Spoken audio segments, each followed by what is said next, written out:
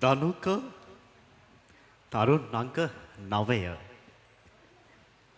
අපි ඒ ගීතය පිළිබඳව මම මුලින්ම කැමතියි දැනගන්නට විශාරද දීපිකා ප්‍රදර්ශනියන්ගෙන් ඔබතුමියට කොහොමද ධනුකගේ ගායනය දැනෙන්නේ?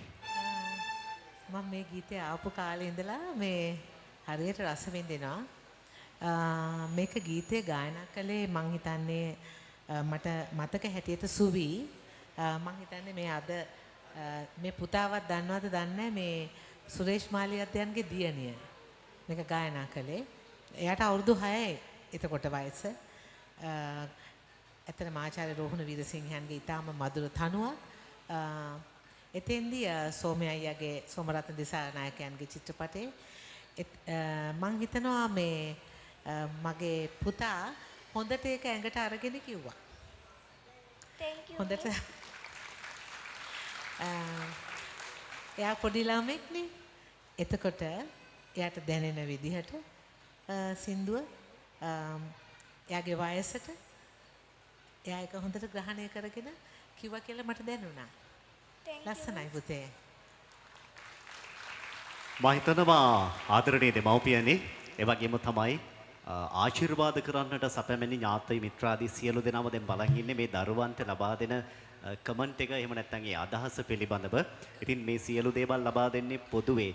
ඒ වගේම අපි ආරාධනා කරනවා ඔබතුමියත් එකඟ වෙයි මේ දරුවන්ට මේ ශිල්පේ ලබා දෙන ගුරුවරුන් ඊටාම පරිස්සමින් මේ මිනි කැට ටික ඉස්සරහට අරගෙන ගියොත් ඇත්තටම මම මේ පුතාට වගේම අනිත් පුතාලටත් කියනවා ඔයගලන්ට මේ අපේ ලංකාවේ බිහි වුණු මට පෙර පරම්පරාවේ බිහි වෙච්ච ඊටාම වටින ළමා ගීත තියෙනවා. ඇත්තටම මේ ළමා ගීත දැන් ඇත්තටම අම්මාගේ උකුලේ නැලවි කියන ගීතය ඔයගොල්ලෝ අහලා ඇති.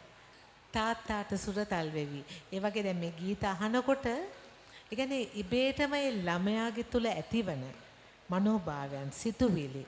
මොකද එයා ළමෙක්නේ. එයාගේ වයසට හිතන්න පුළුවන් දේවල් එයාට දැනෙන්න ඕන. මොකද එයා බරපතල ගීතයක් තෝරාගත්තොත් එයාට ඒක චිත්‍රරූප මවන්න බෑ. චිත්‍රරූප මැවීම තුලින් තමන්ගේ ගායනය භාවාත්මක වෙනවා. ඒක හරිම වටින දෙයක්. මේක බොහෝ අය තේරුම් අරගෙන නැති කාරණාවක්. ඒ කියන්නේ මැවෙන්න ඕනේ ළමයාගේ මනස තුල.